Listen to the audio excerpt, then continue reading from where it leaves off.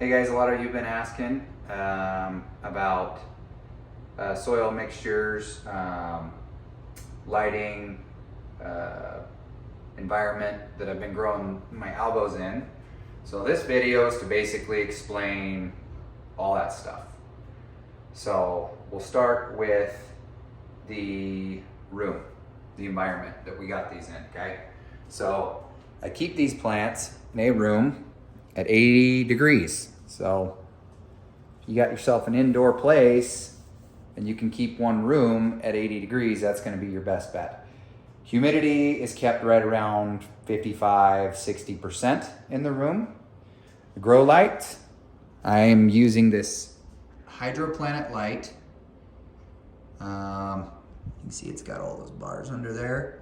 I just got it hooked up to the ceiling here. It's shining down on these. I've got it hooked up to a timer, so I don't have to turn it on and off. It automatically comes on at basically what summer light would be. So about 7 o'clock in the morning, this light kicks on and it shuts off at 8:30 at night.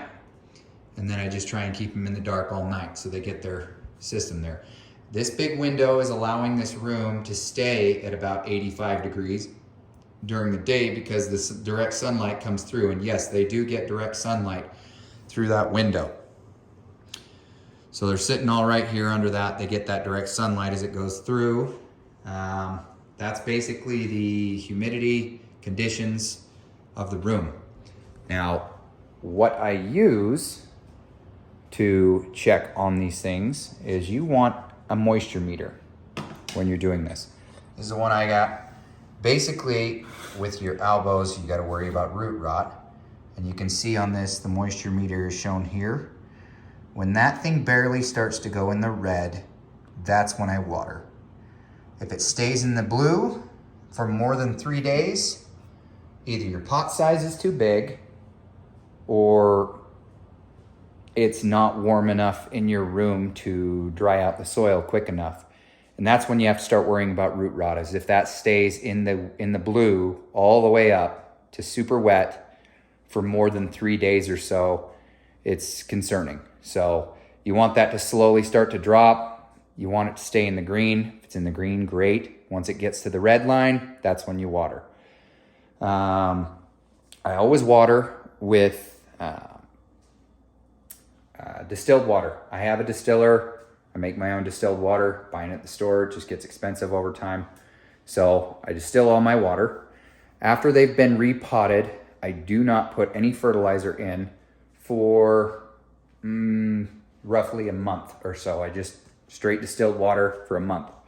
Now, for the actual fertilizer I use, pretty simple. I'm using that all-purpose plant food. Okay, it comes in little granulated blue bags like that. All I do is the indoor instructions. It has it all listed on there. It's like a half a teaspoon per gallon.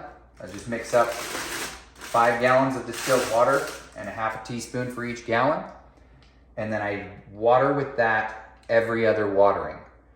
And it's done great with that. That's with all my indoor plants. This stuff is money. And it's not that expensive. It's easy to get. Soil content is where you're gonna have to do some math if you want it in a smaller batch. Because I mix my soil by it's mixed in a 60-gallon batch when I do it. And the list is basically 1 10-pound coco coir brick.